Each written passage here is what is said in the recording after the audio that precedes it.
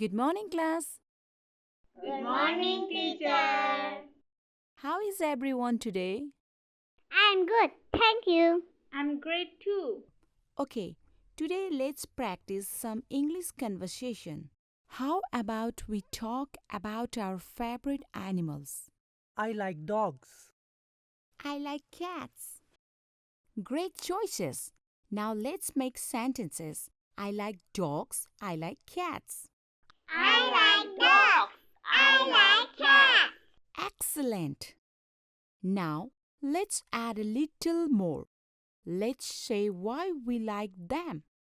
I like dogs because they are friendly. I like cats because they are cute. I like dogs because they can play with me. I like cats because they can purr. Very good, everyone. Now, let's try asking each other questions.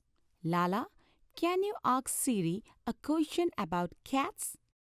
Sure, Siri, do you have a cat at home? No, I don't have a cat, but I want one. That's a great question and response. Now, let's switch. Siri, can you ask Lala a question about dogs? Lala, do you have a dog? Yes, I have a dog. His name is Max. Well done, everyone. That's all for today's conversation practice.